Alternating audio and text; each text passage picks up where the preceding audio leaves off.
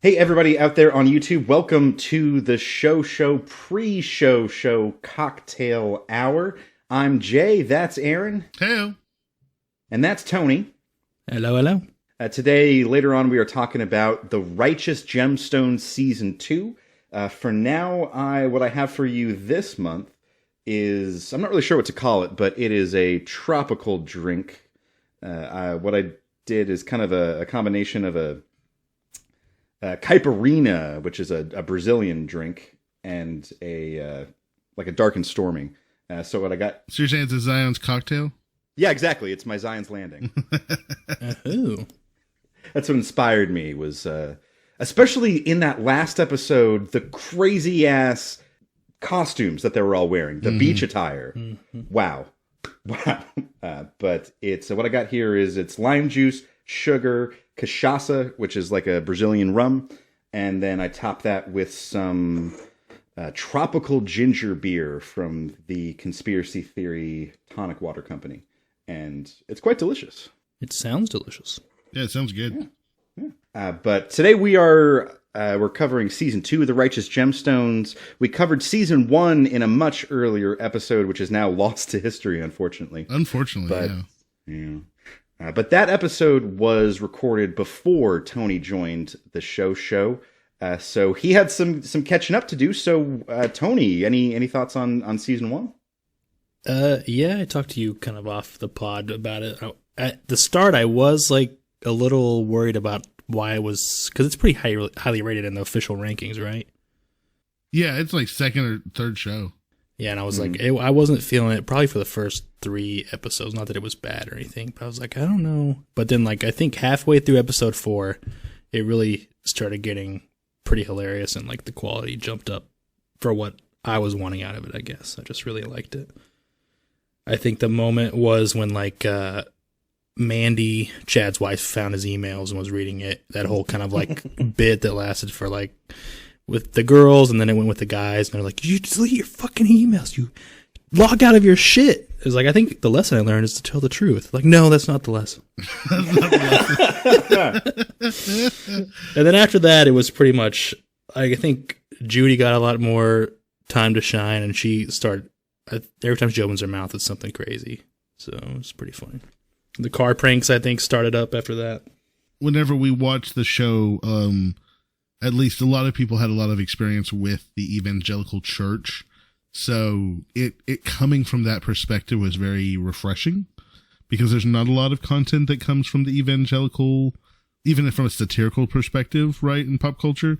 So it was very funny to kind of see them poking fun at that part of the religious culture.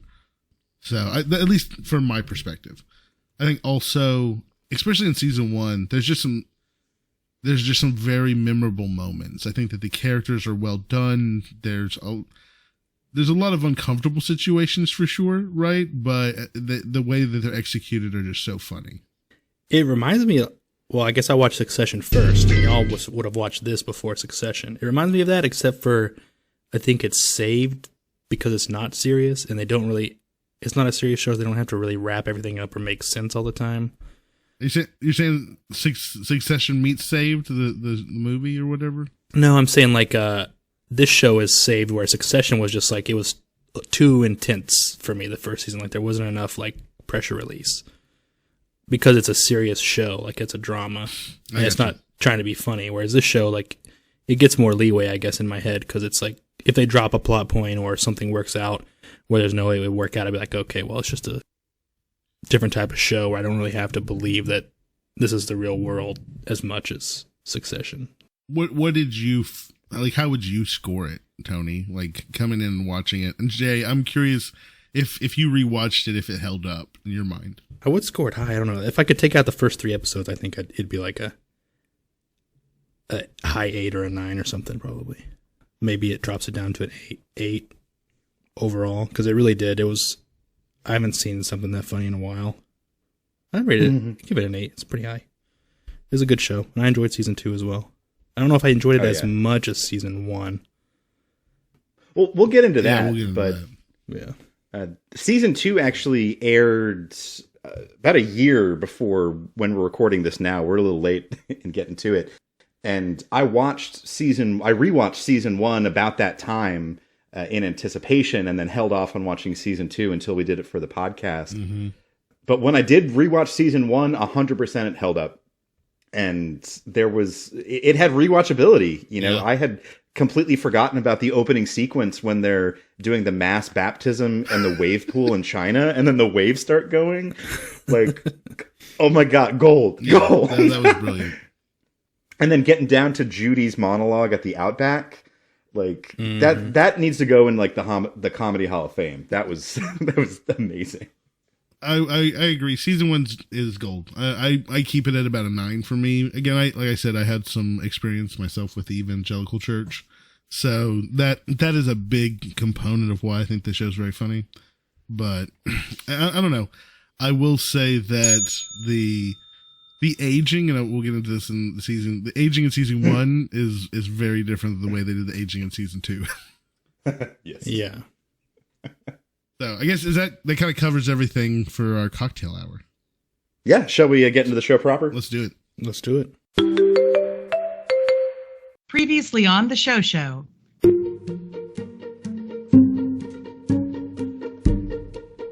Wow. What a great show full of people who went on to do great things.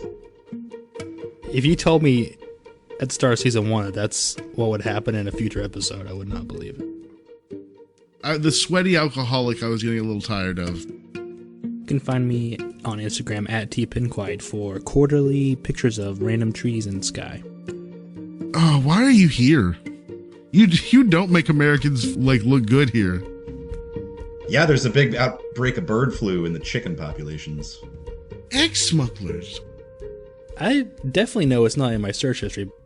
We're going through an era of recalibration, for lack of a better word. Check out my cam videos.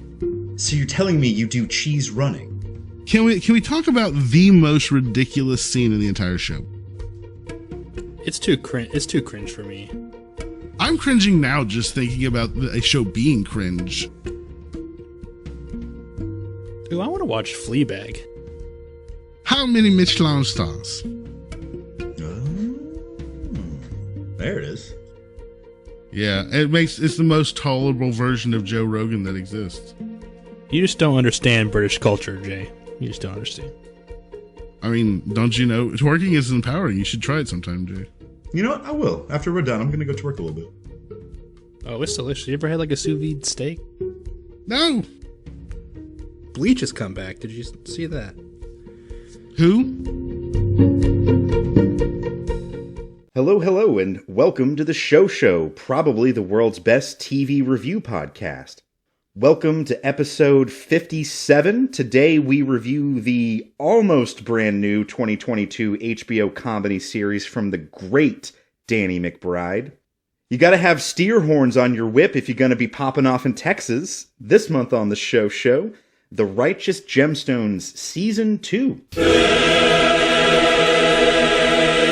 I'd like to welcome you inside the broadcast booth. I'm Jay. I'm joined as always by my two Hall of Famers.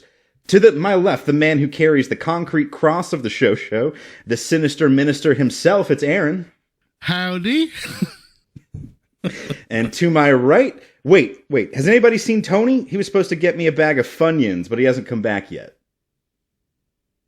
Hello. There he is. Hey, Tony. I stepped out for a bit. I went to buy a kitten. I'm glad you made it back. Check out our Instagram for news about the show, including our postponed 2023 tour and cruise, along with plenty of other bonus content. Oh boy. Check out the pre-show show cocktail hour for why I'm stumbling over these words. You can find us out there on the internets at the Show Pod. You can send your emails to the Show TV Podcast at gmail.com. If you're not already there, you can find our YouTube channel. Find us under our parent company, Mandamus Radio. You gotta do it. You can find me individually at JSuesponte. Aaron, where can we find you? On the Muscoverse at Tenacious Aaron. And how about you, Tony? You can find me at tpinquite on Instagram.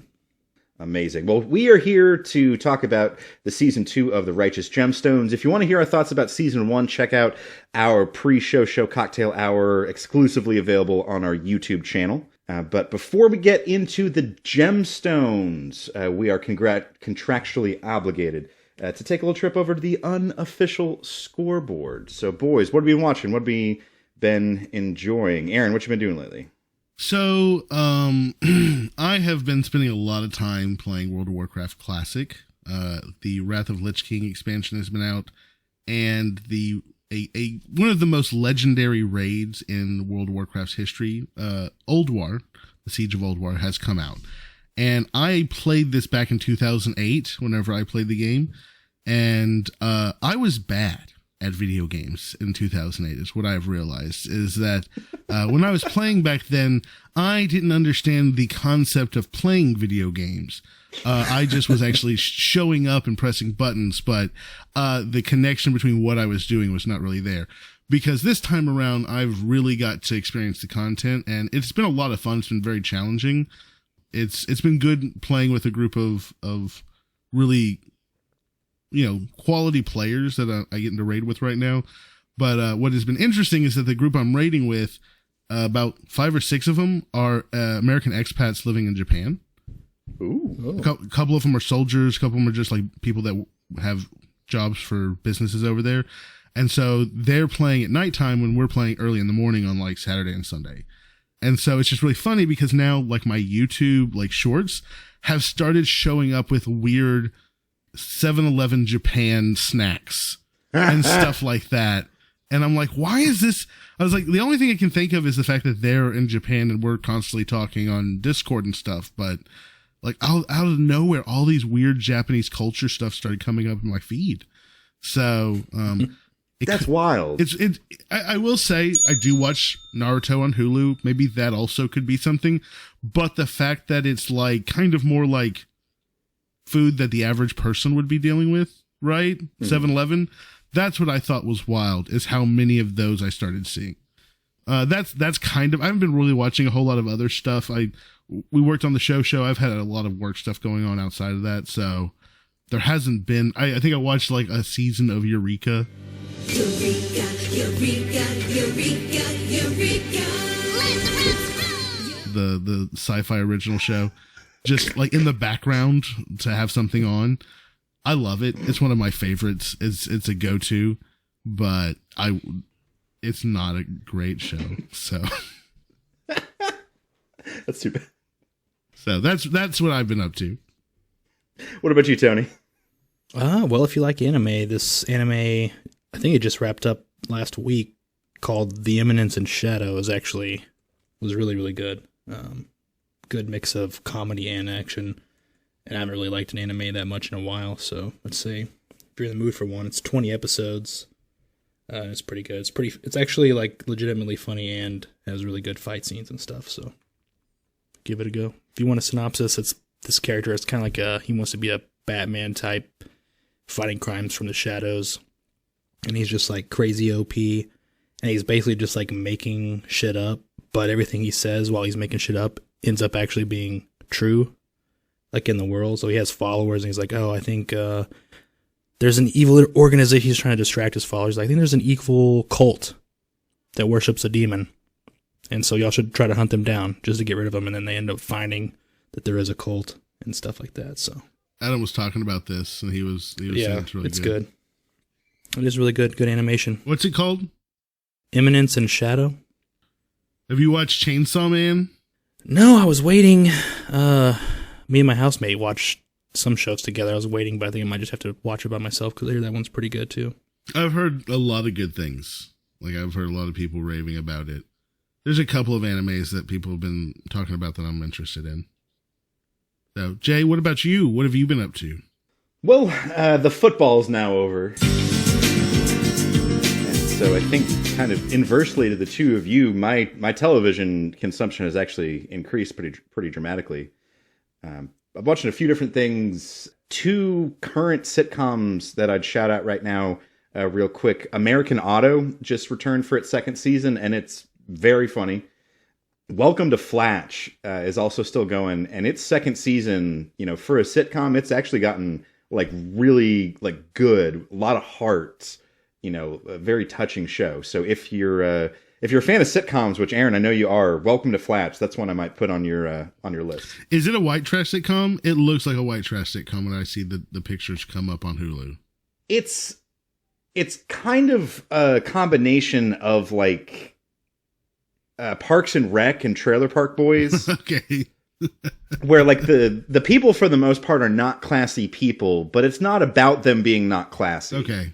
It's just kind of it's charming small town. I gotcha. The way that Parks and Rec is, but not focusing on the government. It's just kind of individuals in the town. So, have you seen the new show with Joel McHale? I think it's called Animal Control. I did. I watched the pilot last night. What did you like it? Is it worth me checking out? Okay, it's rough. Okay, grown. I'm gonna watch another episode of it.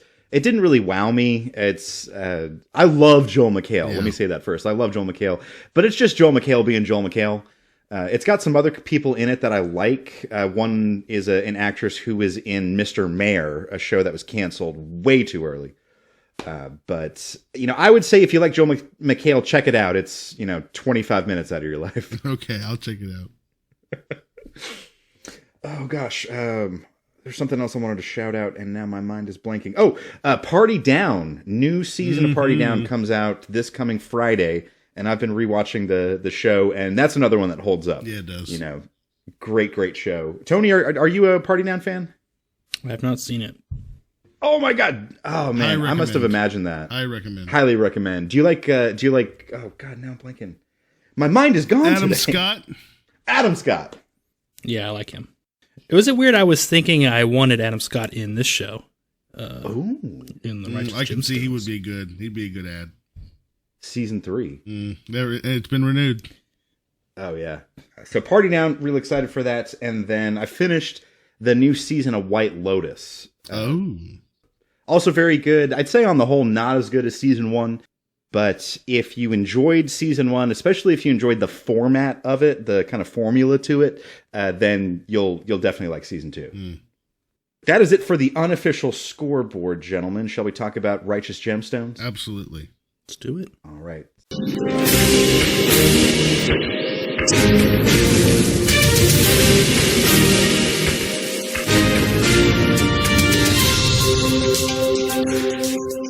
In this episode, we're going to be talking about season 2. And for those of us who have listened to the Lost episode, you know that this story, The Righteous Gemstones, is about a, I guess, megachurch / televangelist. They don't go too much into the actual television evangelist part, but it's a megachurch pastor.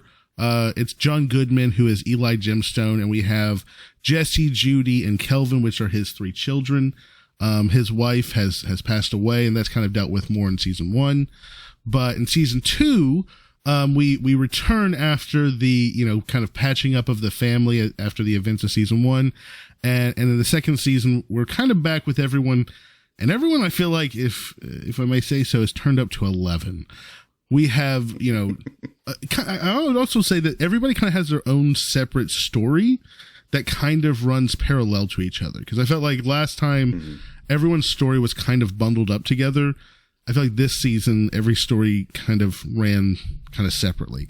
So we have Jesse and his wife Amber, and their story kind of deals with their relationship with Lyle and Lindy Lisson, which is played by Eric Andre and Jessica Lowe.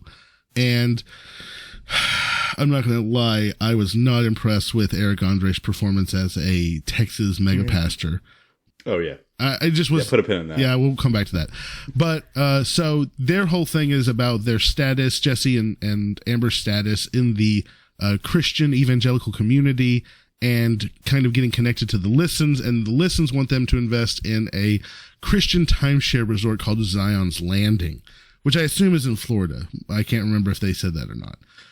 I think It is they in did. Florida, I think. It is, okay. Yeah. So Also, at the same time, we have Kelvin and his group of muscly men who are living at his house outside in some type of weird pseudo-discipleship program where they're lifting weights and praying, I guess. Praying. There's not really a lot of depiction of praying. There's more just lifting weights and stuff like that. But it's just kind of wild how much... Well, this was like a thing. When y'all were young, I remember going, like, I didn't remember it till it showed up where they were ripping, like, phone books and doing, like, feats of strength. And now, as Festivus rolls on, we come to the feats of strength. Not the feats of strength. And it was religious based. Like, that was a thing back when I was young. I forget what the group or, like, thing was called, but... So I grew up going to evangelical churches and old school Pentecostal churches, but the evangelicals had this group called the Powerlifters. And the Powerlifters were, there were some of the people from my parents' church that were on the powerlifting team at one point in time.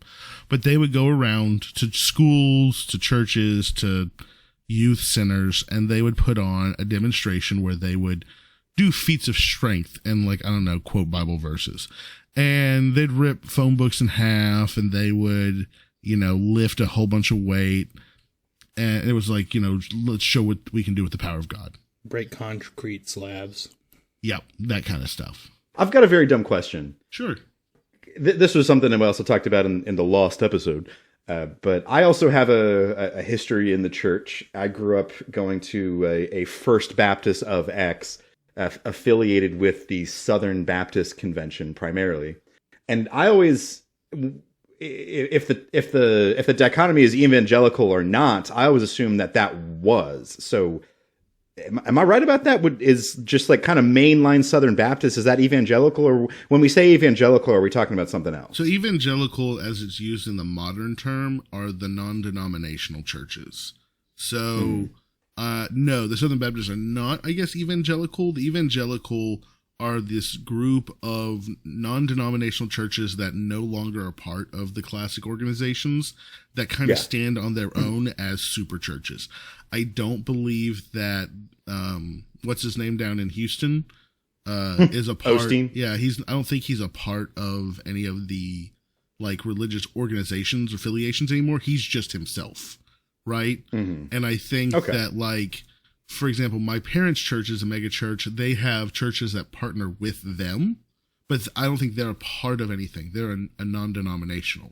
And so that's what I've always understood the evangelical movement to be, a part of this kind of new American Christian movement that happened. It's kind of a derivative off of the Pentecostal movements or the Assembly of God, but it's more emotional driven, whereas Baptist is more textual driven, if I remember correctly. So that's how I would maybe fucking originalists. Clever. So, but I think that this is where we don't have a lot, and that's what I was saying in the pre-show, is that we don't have a lot of great commentary on evangelicals outside of, like, some just kind of general poking fun at Christians as a whole. But evangelicals themselves, their culture, their identity, a lot of this show really nails some of those things. Mm-hmm. So that's what I say is really good. Now, real fast, coming back, so we have the muscle men, we have the powerlifter guys, we have Judy and her crusade against BJ's family and desire for him to get baptized, which is how I'm going to summarize her entire story. And then we have Eli, which is connected to his, I guess, childhood friend, or that he grew up with, who we find out Eli was actually a boxer back in his olden days. And the son, I guess, of the boxing organizer, Junior, came around to see Eli after all these years. And so those are kind of our major stories. And then while that's all happening, we have Jason Schwartzman, who is playing Thaniel, the reporter. He's, I guess, investigative reporter, Thaniel Block, not Nathaniel, Thaniel. And he is looking into the religious community and is looking for doing kind of like exposés on their unethical behavior. So that is kind of the different story threads that are all kind of at play in this season. I mean, is there anything else I'm missing there? I think that kind of covers everything. Yeah, that really covers it. Yeah, not missing. It's just that I think it was wrestling instead of boxing, but that's the only. Okay, yeah, wrestling instead of boxing. I'm sorry. So you're right. It was Eli was a wrestler because he would break people's thumbs because I guess that's the thing that wrestlers do. He was like Maniac Boy or Maniac Man or Maniac. something like Hey, it's the Maniac Kid. that. Yeah, kid. But the major kind, I guess, story is first of all that Nathaniel is looking into the religious, community, trying to find someone to, I guess, be a part of his big expose. He's got his sights set on the gemstones. Eli's dealing with Junior showing back up and reminding him of his old days. We have Jesse and Amber upset because Eli has turned them down and not let them borrow $10 million to invest in the Zion's Landing timeshare resort. And then we have, Judy trying to get the baptism of BJ. And I'm not going to lie, guys. I struggled through this season.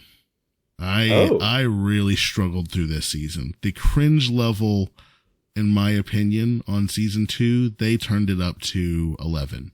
It was, I did not feel that season 1, having just rewatched it, was anywhere near as cringy as season 2.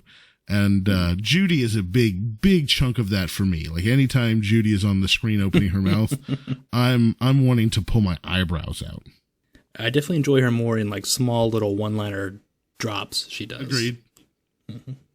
Agreed. Anytime she's that she had to, mean. yeah, she's so mean. She's hilarious. It's very, very funny, but the character is so mean to everybody, especially BJ. The actress performs the character well, but I don't like Judy. Like, I that's what I was laughing. I think I even sent that in the show chat. We're not going to talk about Judy because I was just like, oh God, man, every time Judy's on the screen, like when she's singing the song about BJ leaving his old family to be baptized, like I just was just sitting there. Guys, there are things that I watch this show through the reflection of the pictures on the wall across from the TV at times. That is how cringy it was for me. So have you seen like Dumb and Dumber 2? Yeah, I have. Where it's like they're just mean. Like they're just like the first one they're just stupid. Yeah. When the second one they're stupid but like purposefully mean. They're like malicious. Yeah, they're like, show us your tits and stuff like that. Like what the first one they were not like that. They were just idiots. Mm-hmm. Well, Judy was awful in season 1. It just felt like they gave Judy more license because now she was a part of the Gemstones like crew, right? She's part of the face. Now it just felt like she was even more entitled to be a piece of shit. I will say my favorite joke in the entire season 2 was in one of the flashbacks, the Christmas flashback, where Judy and Jesse are like talking shit and they're trying to get the picture taken, and he like finally gets everybody to get quiet, and he says, "Everyone say Merry Christmas, God damn it!" And sure enough, right as soon as everyone said Merry Christmas, Judy and Jesse go, "God damn it!" I laughed so fucking hard at that one. That one was so good. Like, they did a good job making Jesse and Judy Jr. feel like Jesse and Judy adults, right? Like, I felt like I was looking at young versions of Jesse and Judy based off how they were raised. Yeah, I think a strength of the show in both seasons is the flashback. Yeah. And the ability to really tell a believable story of the same characters in 2 different generations. And one of the details that I love so much in both seasons' flashbacks is the restaurants, the way that we see a restaurant as it was in the 90s, and then its update today. A lot of detail. Yeah, like they really nailed it. This season it was the kind of fast food chicken restaurants. Last season it was more the family Nancy. Bennigan's type restaurant. Yeah, exactly. And like Aaron earlier, you were talking about the way that this show satirizes the culture and the identity of evangelicals. Yeah. I think that this show nails after church Sunday lunch and how important that is. Yep. Huge component of evangelical culture, right? It's fellowship, it's dinner, you talk about the sermon, And absolutely, the pastors having like their upper room to go to. I even thought that was clever in season 1 that they were in the upper room. Yeah, because if you're invited to dinner with the pastor, oh man, and even bigger if the pastor accepts your invitation to take him out somewhere, like, oh man, inner circle right there. Absolutely, I do think, like, from a critique standpoint, Kelvin's entire storyline felt too much. It felt taped on. Like, Kelvin in season 1 had some level of moral compass. He was not as big a piece of shit as Judy and Jesse.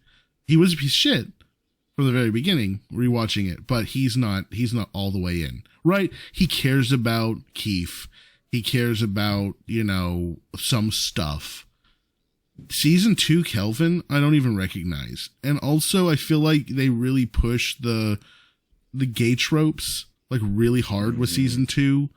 And I guess that's funny to make him closeted gay, but I felt like it just was a lot more overdone. Like season 1, there were a few moments that were like, maybe there could be something silly about how they're, he's a youth pastor and he has this weird relationship with Keith.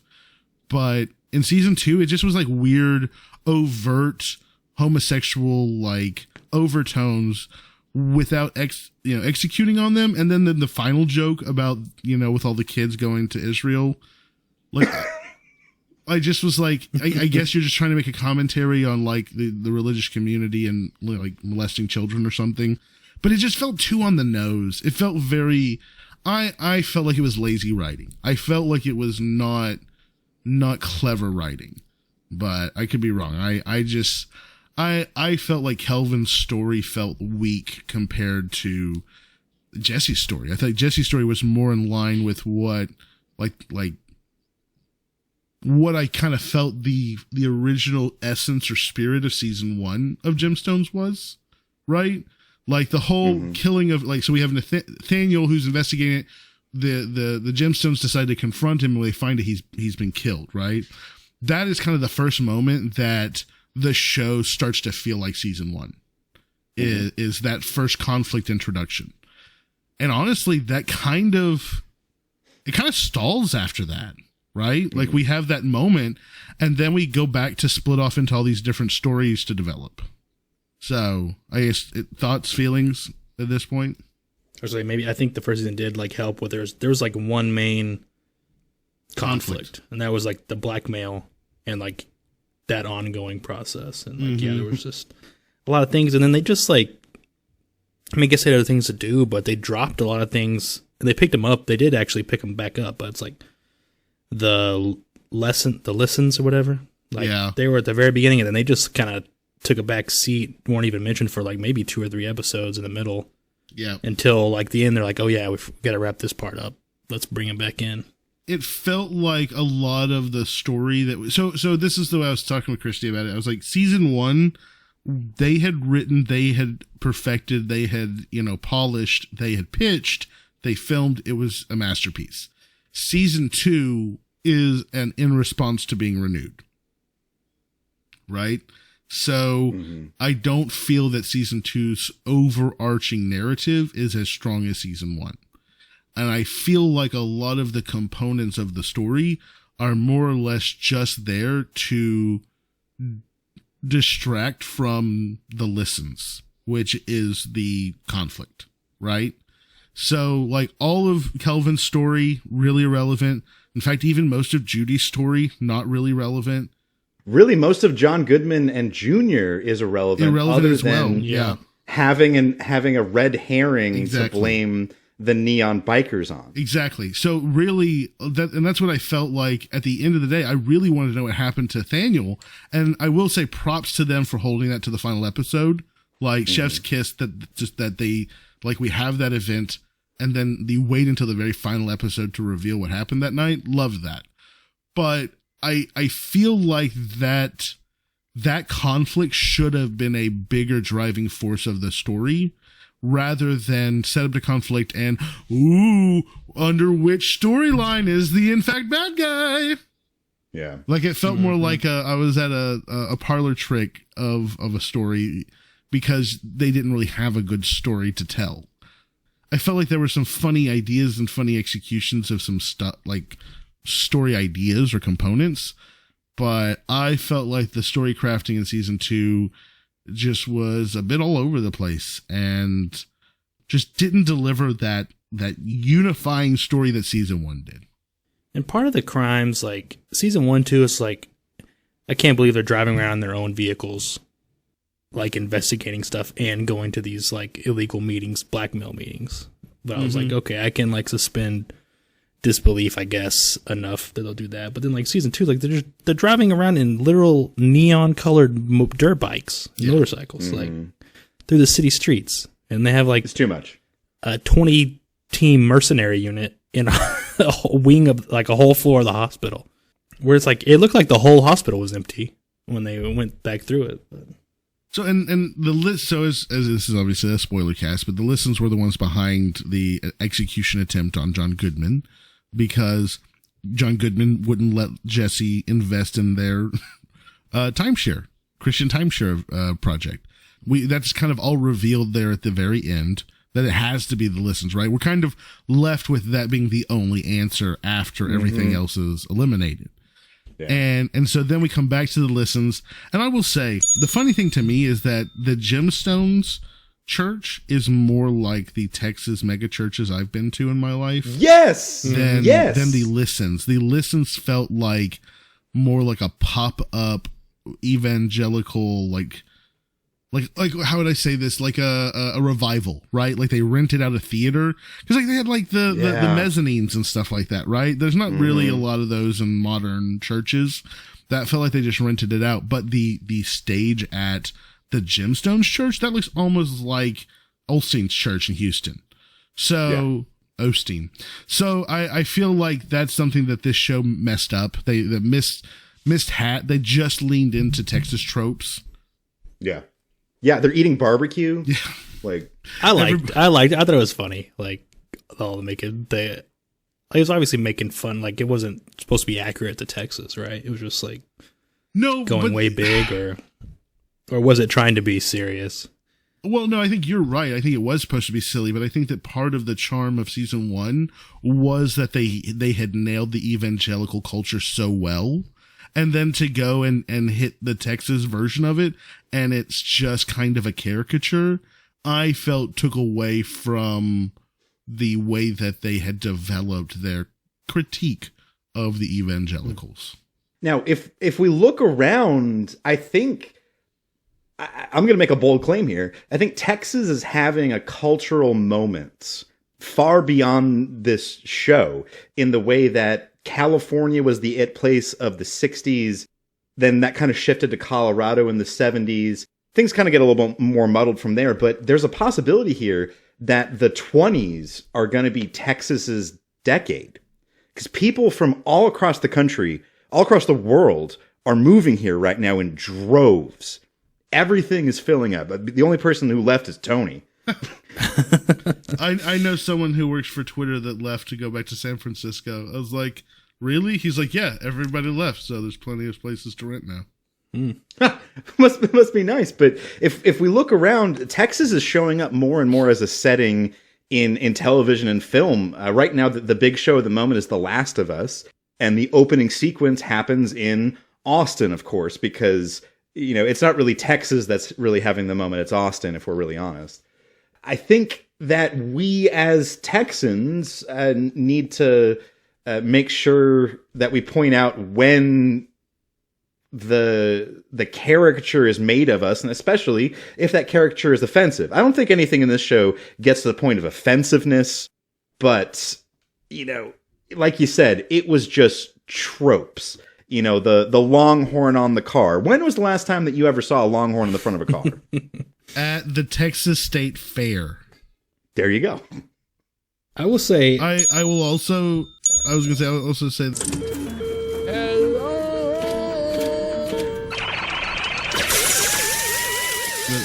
I've talked to like some of my buddies on the internet that are in like foreign countries, and they ask like questions like, is it true everybody has a gun? I was like, no. And they're like, do you own a gun? Yes. Like, well, that, That wasn't the question. that wasn't the question. But I was like, the truth is, like, 3% of the people own like 80% of the guns. So, I mean, there are a lot of guns, but they're like, well, you're not worried, like, on traffic, if someone gets mad, they're going to shoot you? I was like, no, because nobody has time for that right now. Like, like everybody's trying to get somewhere in traffic in the city. I just always answer yes. I think Jay and I told the salary man in Japan that we had horses and rode to our workplace. You guys are such trolls. We did. That's funny. That scene though, like there was actually legitimately like I was like, this is kind of a beautiful scene. Like the sun is setting, and they're talking in the stables, and like when it flashes back to where the camera angle is like at the front of the stables, and they're like I'd say like at the back, I guess, with the sunset in the background. I was like, this is actually like a really nice like picturesque moment in the show. I thought it was really pretty. It just kind of caught me off guard. The cinematography of the show is fantastic. The whole sequence with the grenades and Nathaniel killing himself. Oh my god! Like, I thought that was shot so well done. Like, it was just very good. And then the gemstones trying to flee in the Tesla, Oh my God. but the doors won't come I down. hate this car. I hate this car. Amazing. There were some laugh out loud moments this season. Like, I know I'm too immature, and that's why I laugh. But like when they're doing the Family Guy barf session, basically Oh yeah. in the parking lot of the hospital, that got me.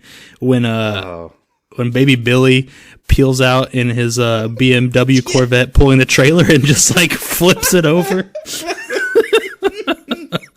it starts running. The toilet baby.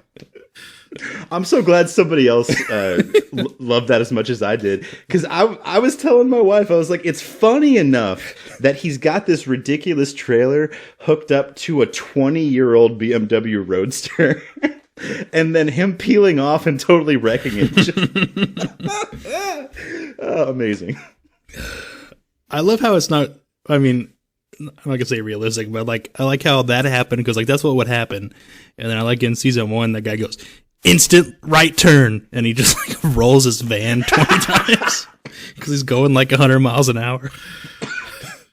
Car pranks. Oh man. No, season 2 was still funny. It Yeah, still it's made so me funny. laugh my ass off.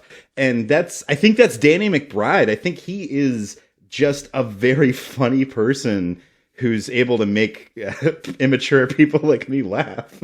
I just feel like they lean too heavy on the cringe. Like there were a lot of very funny situations, but they would always go just straight to the cringe as often as possible. And I don't feel that season 1 was that reliant on it. Like I felt like there were uncomfortable and cringy situations because I just watched it. But man, they were so long. Some of those situations, like again, like I said, I keep coming back to the baptism of BJ. Everyone's conduct in that episode. I struggled to watch. You know, It's so awkward. it's so I awkward. hope there's a season 3 confirmed, right? Yes. Yeah.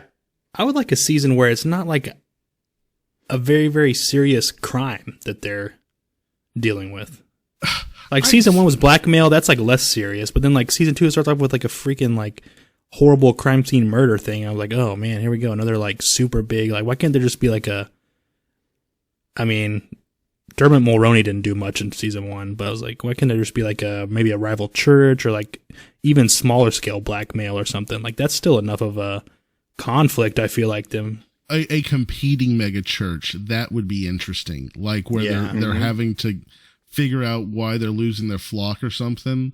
Like I do agree with that, but I think that one of the things that, and again, there's a lot of inspiration from like The Godfather in the way that they kind of set some of these storylines up, I feel, especially like with like the hit on Eli and his survival and all that. Well, they did a little Godfather montage where Exactly. they're in church and they're showing like them tracking them down in Alaska. Exactly. Like, why was she in the cabinet? Why was she in the cabinet whenever they? Because they just watched Butch Cassidy and the Sundance Kid, right? Is that what that movie was? They just watched them pull that prank on the movie right before they showed up, and so they tried it. Is that what it was? I was sitting there, was like, no human being in their right mind would be like, oh, people with machine guns have attacked us. Let me get inside a cabinet and get pushed off the second floor and surprise them in front of them. It was like they were watching a movie right before that happened, and that's what happened in the movie. Like someone in like a big box. All I remember was him spitting wine all over himself. Yeah, but I think that's why. I don't know. Yeah, I felt like a lot of it was inspired by The Godfather. I feel like a lot of so you kind of need that underbelly type event, right? You can still have the surface competition, but you need to have some type of underbelly event. I feel like that kind of is what makes the Righteous Gemstones, right? Is that you have, again, going back to Lynch, you have the facade of what they want people to see, the appearances, but then you have the truth of the underbelly of how they really act, how they really treat each other, how they really talk, how they really value different things. I will say Jesse taking all the men to intimidate Junior with slings. That was fucking funny. That wasn't like just cringe. That was a fucking funny, clever commentary on the conservative religious community, because they would do that fucking shit. They have those men's retreats where they hand out a sling and they're like, you're a warrior, gird your loins up and face off against your challenges, your giants. Like, all of that stuff is right on point. That whole sequence was brilliant, but it wasn't cringy like, just like the entire conversation with Judy and BJ's sister in the bathroom. Like, it just, it was, that was freaking weird. It just was even weird. Even for Judy, it was just weird. So I that's where I struggled with season 2, is that I felt like it had moments that were brilliant. It had story, like stuff that I was interested in, but it also had a lot of stuff that just felt duct taped together. Mm-hmm. You know, I wouldn't be against it if they wanted to go even more dark, like on like Eli. Like, I thought maybe he was going to be like, he was in too deep with that dude, is what the flashbacks were going to culminate in. And like, they're always talking about how his wife like held him out and saved him. Like, maybe he like, obviously he was going to kill that guy that was like the head of the Dixie Mafia or whatever. But I thought like maybe even the wife would have been like, helped him do it and get him out of the situation by killing him. And that's like a secret they held together or something. Like, you know, something that they dropped is that he Nathaniel at the beginning said he was coming for the wife, the mother, right? Yeah, the mom, yeah. So that was never mentioned again. Oh, that's a good point. That was a big missed opportunity. Mm-hmm. So, and again, that's what I'm saying. This season did not feel polished. The first season felt like they really dealt with 80-90% of the stuff. Also, going back, season 1, great joke whenever he hands out the coins. We did it, you know. That I think is one of the best jokes in season 1. That was great. But see, that's what I'm saying. But you, am I crazy here? But those aren't cringy, right? Those are just funny situations. No, yeah. Mm-hmm. I feel like season 2, it was like they really turned up the cringe. And I don't know, to me, I feel like that's like, oh, I don't have anything else to say. We'll just make a cringy situation and leave everybody with it. Well, I've got a theory about Danny McBride, if you'll indulge me. Let's do it. So have you guys ever played a game, and for me it's usually like building games, like city building games, like SimCity, okay, where I get into the game, I get a basic level of mastery into it, and it's going really well, but then after that little bit of success, the challenges set in and it all kind of falls apart. And often, rather than pushing through that adversity, I'll just say, F it, I'm going to start over. Mm-hmm. And I just start over again. And again, the pattern kind of repeats itself. I have that initial success, everything's going great, and then it comes to a point where I'm just like, nah, screw it, I'll just start over again. Mm-hmm. No disrespect to Mr. McBride, because I know that you're listening. I know that you love our show. Yes. But I don't think you have a second season in you. And we saw this pattern with Eastbound and Down. We saw it with Vice Principals. Season 1, very good, very funny, original character, a lot of good stuff. And then it falls off a cliff. Can I offer a recommendation? Go for it. I think that he might benefit from the Dan Harmon scheduling system, where you write season 1, you film season 1, it airs, and then 3 years later, you film season 2 of Rick and Morty, and it airs. Because you're such a perfectionist that you have to write the best story you can. And I think that that's something that we, because of how like commercial like television operated for most of our lives, we expect shows to come out from season to season each year. And if you're talking about the long running animes, there's like 3 seasons a year. We're not even talking about that one. But like we're Below Deck. Yeah, but like I'm just saying, like whenever it comes down to it, like we expect season 2 to come out next year, right? Whenever a show's renewed. Whereas like if you follow Rick and Morty, like they have 2 to 3 years between some of the seasons. Well, some of them need time to groom underage kids. Oh no, he said it. Oh no. That's a different situation, and apparently he hasn't been involved with the show in quite a while. But okay, to take it to a less controversial example, Curb Your Enthusiasm, Larry David. He has a standing agreement with HBO that if he gets another season written of Curb Your Enthusiasm, he's got the green light to film it. He doesn't have to have the next season next year. If he needs to take a year or 2 to write it, once he's done with the story, he can go film it. I think that perhaps Danny McBride might benefit from maybe taking a year between his sophomore offerings, or maybe writing 2 seasons on the front end so that you kind of have a 2-season offer rather than only one story. Because I agree with you. I think that a big part of it is that once you get into that sophomore season, he doesn't have a lot to get under the time limit. I kind of feel like the world's ready for that. I mean, I don't know. I feel like Amazon Prime shows, they don't really come out super duper fast, really. Well, we got the pandemic that disrupted a lot of stuff, so I feel like that's also true. Like over the last few years, there's been a big disruption in shows. But I just think that there's no reason to rush it anymore, right? Like there's so much content out there already. It'd be better for you to have the best season that you can rather than have the fastest season out you can.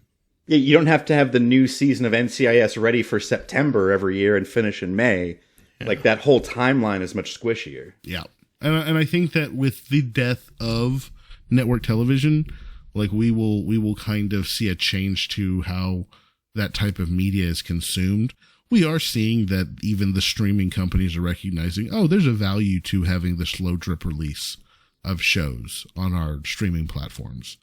So I don't think that necessarily that will go away, but I think that seasons, as we've kind of considered it from a television perspective, may start changing.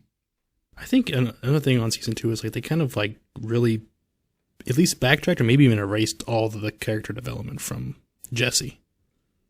Yeah. Like he really kind of like at the end stepped up to the plate and he was actually like caring for other people and being like halfway a good dad to his kids. And I feel like people were respecting him and everything. And then like season 2, it's just like he's back to being a self-centered jerk. Well, I want to push back on this one a little bit because I think that what we see in season 2 is he's still Jesse. He's still the spoiled, like, rich kid, pastor's kid. But if you think about his relationships, outside of him calling Amber a gold digger, which was never addressed again. Neither was his kid leaving crusty underwear all over the place either. Yeah, that storyline was just like, it was just shocking, right? It was just like an uncomfortable shock at the beginning. But yeah, they just dropped some of those. But like his relationship outside of that was not necessarily negative. He didn't mistreat any of his kids or his wife or anybody really, right? Like and also he's got the second chances thing. That's true. Which he is kind of trying to do something good with second chances, even if his ego can't let him have his wife shoot the Cycle Ninja's motorcycle wheel out when he clearly didn't hit anything. Yeah. I do think that Jesse in season 2 is a better version of Jesse than in season 1.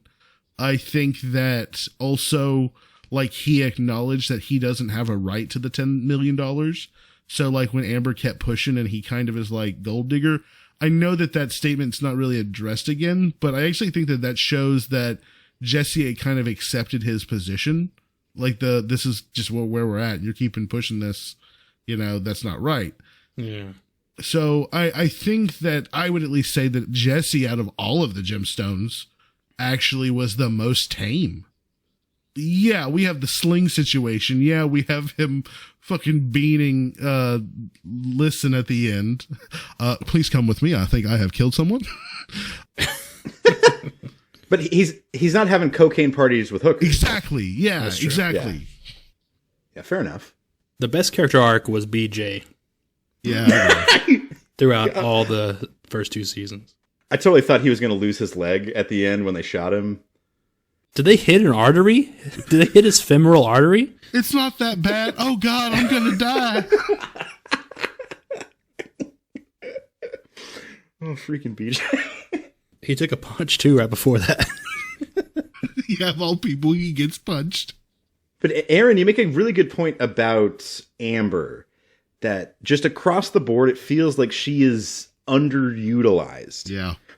Where it feels like she is a combination of the matriarch, Jennifer Nettles, the one who's passed, a combination of her kind of goodness and grace that she infused into these gemstones and sort of allowed them to be able to get where they are to begin with. She's a combination of that, but also the ruthlessness of the younger generation. Yeah. So it feels like whenever there's the question popped of like, who is going to lead this church? It almost feels like maybe it should be Amber, but the show never goes there. Well, I think also, though, I would even argue that Amber in season 2 really doesn't even feel like Amber in season 1. I feel like the strength that Amber had and demonstrated in season 1, like, was very much undermined by her, like, striving for the status with the Listens. Yeah, the keeping up with the Joneses. That didn't feel really like her personality from season 1. I felt like she just felt inconsistent. Her, like, maybe I can talk to your daddy. You've been married and in that family this whole time. That felt like a really stupid statement at that time. I just felt like season 2 again, her character wavered, waffled, however you want to call it. Like, I just didn't feel really as strong as she did in season 1. Her shooting Jesse in the ass for, sniffing cocaine and, not banging the hooker because her tits smelled weird. That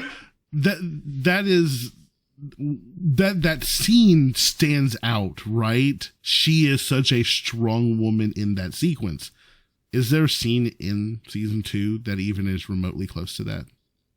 Like, she feels very weak as a character. Yeah, agreed. I feel like there's more lore written down about her somewhere than the show has. I guess was like all that set up for, I thought there was going to be something deeper for season 1 because they set up like he's shooting. He's like, you're the one that stopped instead of me. Then all of a sudden has her doing that 3-gun obstacle course, and then it just culminates. That was all for her to shoot him in the butt. Like that seems like a lot of groundwork to. No, I think that goes back to show like how much the religious culture is obsessed with weapons, guns, right? Like that's very much, that's not just a Texas thing. That's all across the South. I thought there was gonna be something for that, and then like the season 2, like it seemed like they were setting up, like because her friends hinted at her being like, "Oh, you're doing pretty well for yourself. You got the money," and they were kind of hinting at gold digger status. And then, like you said, they dropped it right after he said the line, but he said it too. And then just like it's like they're setting stuff up for her, but then they're never actually giving her the character. Yeah, I like the show. I got scared. I had a mini heart attack as I was procrastinating for the pod because I went on IMDb to look up some like actors' names, and then I saw that there was 3 seasons, and I was like, "Oh my god, 3!" I did not leave myself enough time. No, thank goodness that wasn't also season 3. That would have been a rough go at it. It's not out yet, right? But it's coming out this year? No. I think they just released a teaser picture or something for it. I want a more Walton Goggins. Who wants to suck an old man's dick? Yeah, in season 2. Baby Billy is good. Aunt Tiffany also is a great exemplar of use of white trash in television. Like, Like at one point, whenever like Judy is treating her like her daughter, you know, and she was like, remember, like at the very end, probably my favorite comment by Judy. It's like, just remember when you're bathing, ABCs, angles, buttholes, and coochie. That's where Judy's the best, is her little one-liner. Yes, I will say Judy's one-liners are so good. I will agree with that. When she has little quips, those are funny. Tiffany's trying to go back to Bailey, but she's like, "No, don't stay strong, bitch." Stay strong, bitch. Maybe that's what was good about Judy in season 1, is that she got one-liners up until she had her monologue in the last episode. Yeah. And so it's like you got teased with her, and then she got her moment, and it was great. And then season 2, they tried to give her more of those moments, and it just didn't really work. It's just too much. Mm-hmm. I thought it was hilarious when she was calling her dad gay with that junior guy, and she's like, "There's probably Hep C loads everywhere." So, it's but so again, it's like a graphic. small little. She is so graphic, which I also think is kind of astonishing. Like, you don't expect it to come from the girl, I guess. Mm-hmm. So, and I guess that maybe that's intentional, but, and we're not even really touching on Kelvin that much, but Kelvin also was a bit harder to suffer through this season. And I don't know, that just from a legal standpoint, there are so many, like, false imprisonment and negligence and all that stuff going on that I just was sitting there like, whenever they were like, throw them in the in isolation, I was like, you can't do that. That's not a thing you get to do. So like, that's where I was like, I thought maybe they were going to like have it all fall down because of the lawsuits, but even that didn't really stop anything, right? That was just like a throwaway joke. Season 2 was much more sitcom-y, but without having a good enough dramatic story to pair with it. Mm-hmm. And what the frick was with the little explanation of why Eli's pants were bloody? Like, that was so out of left field. He trimmed his, it didn't even fit. hair. Trimming his pubes and going out with the prostitute lady. I'm like, what? This isn't even, like, this could have been cut entirely. Prostitute lady? It was one of Junior's friendly ladies. Yeah, it was one of his friendly ladies. Well, whoops. You missed that part? Detail. I thought it was just a friendly lady he met at the No, I think they had like 3 prostitutes. It was at the bowling alley with them. Yeah, it was Junior's friendly ladies, and he left with 2 of them. There you go, Junior. I will also say the anti-aging or the reverse aging in season 2 were so much better than season 1. It was better. I thought that Junior's de-aging was horrible. Like, Eli's de-aging is pretty good. But I like, thought Eli, I Junior's guess I was like, talking about Eli's. I thought Eli's was really good. At least I thought it looked better than season 1, which felt very weird. Is something happened to John Goodman's, like, his mouth seems like, weak is the word that comes to mind, but something about his mouth seems like it's, like, not at full strength. I think that yeah, he may have a quiver or something, just because he's getting older, and I think that's why, if you look back in all the sequences, he's chewing gum when he's younger. I think that was to help prevent the quiver whenever they're doing the anti-aging stuff. I do think he's just getting older, and he may have some tics, you know, from being older. There were a lot of scenes where it looked pretty evident that he was having difficulty moving, getting around, walking. And it sometimes in the story, it felt like the writing and maybe the practical production of the show let it down, where it's like you should be able to kind of cover that up when you're making the television show, because Eli Gemstone is still like pretty virile for a guy his age. But at times it seemed like John Goodman was having a little bit of difficulty taking his steps, and it takes you out of the show a little bit. Yeah, I agree. Love you, John. Well, I remember John Goodman has lost like 200 pounds like 6 times in his career. So, oh yeah, you know, I remember seeing one time he was hosting Saturday Night Live, and he was up there and he had lost a bunch of weight, and he was talking about something, and he kind of was like sidetracking, and they were like, "John, are you okay?" He's like, "Yeah, I just huffed a bunch of glue before coming out here. It's part of my diet." And you know, like it was a funny bit, but it's like at the same time you don't necessarily know if it was a bit. You know what I mean? Oh gosh. So the question is, number one, what are we using to rate season 2 of the Gemstones? Any thoughts, Jay? Oh, that's a good question. There wasn't anything that specifically like toilet babies. Oh man, maybe porta potty babies is a good one because that was too much. That was too much. That was too far. I did laugh when the umbilical cord snapped, though. Oh no, man. I think toilet babies is the right one for season 2. Well, lead us off, Aaron. How many toilet babies was season 2 of Righteous Gemstones? So, if you're a fan of cringe, I'm going to give it an 8. If you're not a fan of cringe, it's like a 5. Because I think that the cringe is a huge component of season 2. I think that if you like that style of humor, then it is right there on point with what you like. But if you struggle with cringe, there's some aspects to it. There's some funny sequences, but I don't know that I would recommend it to someone who doesn't like cringe. So that's why my personal score is a 5 for season 2. I would not watch season 2 again just for personal enjoyment because the heavy doses of cringe in it. But I also feel that the meandering story, kind of the other critiques that we've gone over, really kind of undermined the offering of season 2.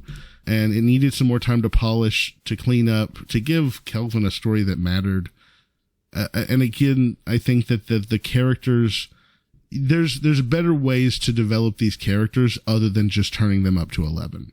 I think that there's more interesting ways, like we said, giving Judy more one-liners, maybe like letting her build up to a ridiculous monologue rather than just having free reign to say whatever she wants anytime she wants. Those, I think, are some of the issues I had with it. That's what I would give it. I'm going to go with a 5 as my official score because that's what I would say. 5 porta potty babies from Aaron. I'm going to basically agree with everything that you just said. I think I like cringe significantly more than you do. So I enjoyed the comedy of this show still. It made me laugh, I think, probably just as much as season 1 did. But the story failed, I think. So this is going to be a 6.5 from me, a 6.5 porta potty babies. Not really sure which half of the baby is left in the porta potty, but we'll deal with that later. The umbilical cord. Oh man! Oh, whew. What about you, Tony? Well, I'm not copying you. I actually had 6.5 in my head also right before you said it. Ooh. I'm the most redeemed out of the 3 of us, just so you know. At least you're baptized. but like a character flaw of mine is I procrastinate and binge it all, and I did binge the first season right before this season, so it is a little bit harder for me to separate the two and remember what was where. But yeah, it was weaker. I will say I'm impressed with like how much money does HBO have? Like all the characters, all the houses, and the like you're saying, the attention to detail on the fast food restaurants, even in flashbacks, and like people's clothes, and like they had this show and Succession, so they're pumping out money. Like how much money do they have to spend on these shows? They're still using that Game of Thrones money, man. I guess. I just don't know. I'm like, hey, Hot D wasn't bad. Huh? Oh, House of Dragons. Hot D. Mm-hmm. Is that what the kids are calling it? That's what my kids are calling it. You shouldn't let your kids.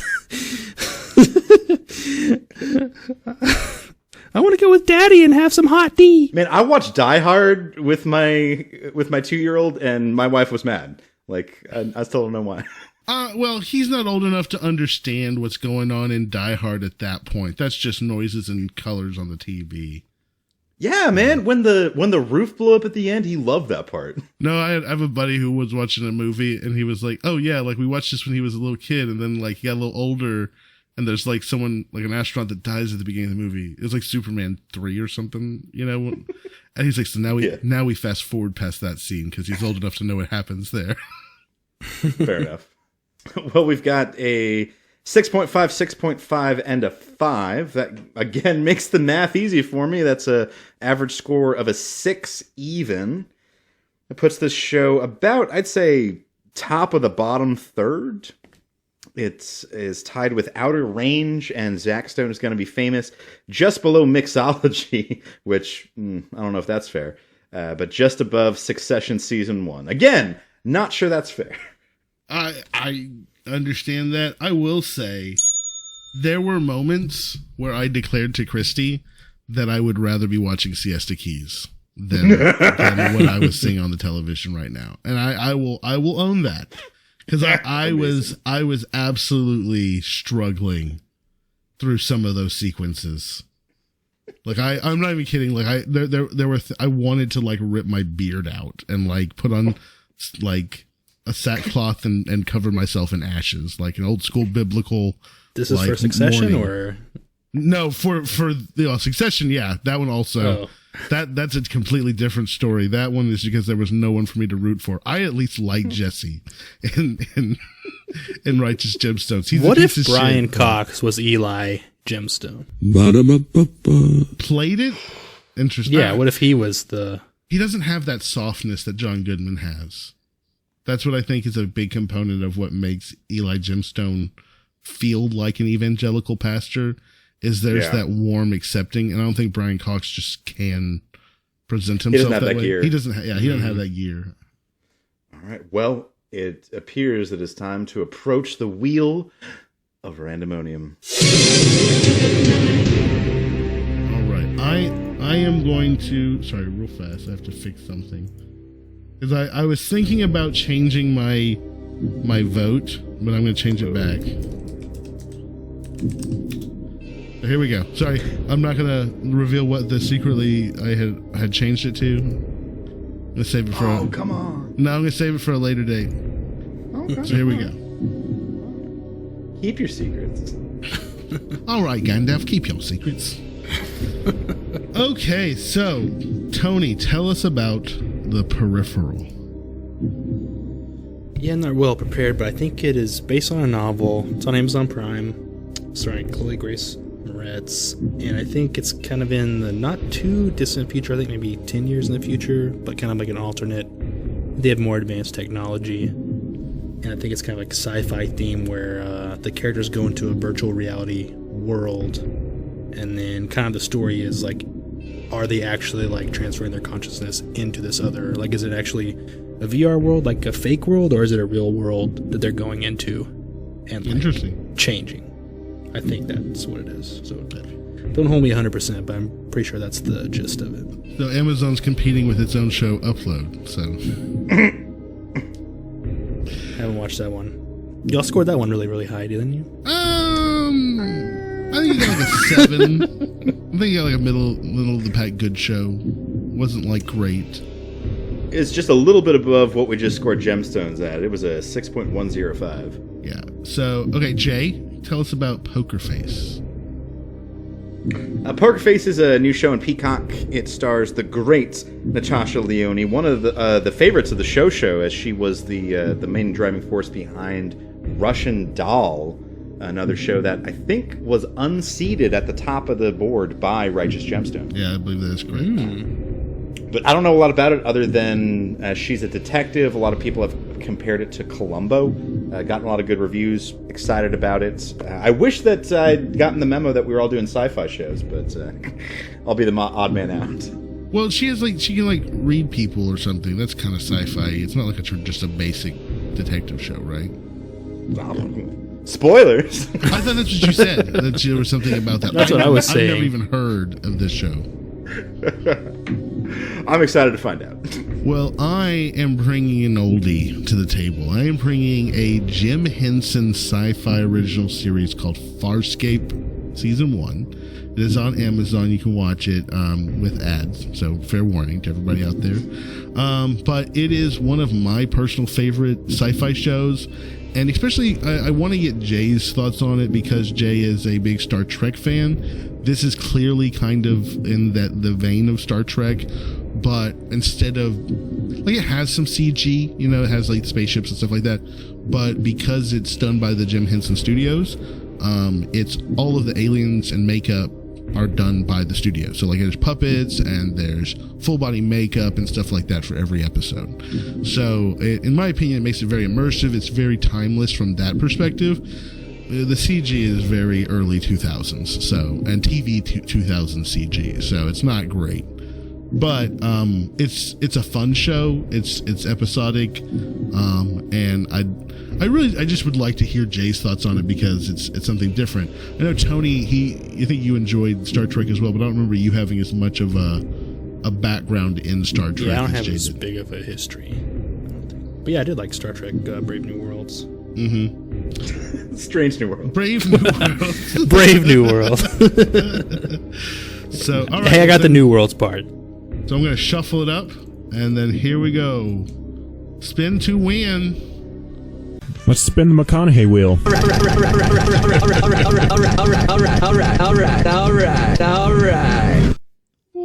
Spin. It's going around and around. And it's Farscape. Oh, man. Wow. Farscape Navigator. Beautiful. I know that you are a fan of Community, Jay. Oh, yeah. And if you remember, there's an episode where Troy turns 21 and they go to the bar to drink. And while they're sitting there, Abed starts talking with, it's the guy from Tenacious D, Pick a Destiny movie, who's the host of the Battle of the Bands. So he's got that mustache. I don't know his name. But he starts hitting on Abed, and Abed strikes up a conversation with them, and they start talking about Farscape. And they spend like the entire evening talking about Farscape. And then he's like, so, hey, are you interested in going out with me? He's like, no.